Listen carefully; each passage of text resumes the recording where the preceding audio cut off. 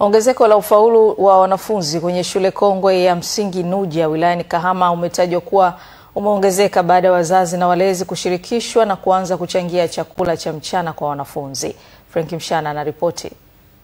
Shule ya msingi Nuja ni shule kongwe iliyoanzishwa mwaka 1977 wilayani Kahama, Shinyanga, huku ikitajwa kutofanya vizuri kitaaluma kwa muda mrefu, lakini kwa sasa wazazi na walezi wameingilia kati changamoto hiyo na kuanza kuchangia chakula. Kubaki na njaa watoto shuleni huwa kunachangia kuangusha elimu.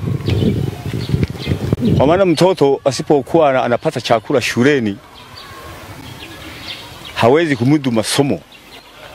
Tumetekeleza jitihada la kupata watoto na hii chakula hapa shuleni ili tuendeleze taaluma ya shule.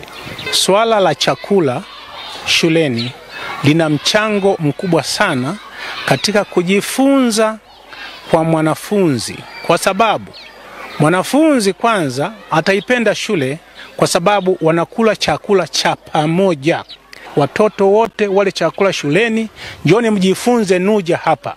Mahudhurio ni mazuri na performance inakwenda vizuri. Sofia Majiku na David Simon ni baadhi ya wanafunzi wa shule hiyo, wanaeleza magumu waliopitia kwa kukosa chakula cha mchana shuleni hapo, tofauti na sasa baada ya wazazi na walezi kuhamasika kuchangia. Zamani tulikuwa wanafunzi hatufaulu mitihani sababu tulikuwa tunapata njaa. Ila sasa hivi tulikuwa hatufaulu vizuri mitihani. Wanafunzi wanakuwa watoro shuleni. Chakula kimetusaidia kupunguza utoro kwa sababu zamani tulikuwa hatulimi, sasa hivi tunalima viazi, tunakula, inatupunguzia njaa. Akitoa takwimu ya maendeleo ya taaluma shuleni hapo, mwalimu mkuu wa shule hiyo Ramadhani Mhoja anataja mafanikio yaliyopatikana tangu kuwepo kwa chakula cha wanafunzi. Moja ya eneo ilikuwa ni ufanisi wa shule kitaaluma. Nakumbuka ilikuwa ni nadra sana kuona mtoto wa kike kafaulu, na hata wa kiume walikuwa na faulu wachache sana.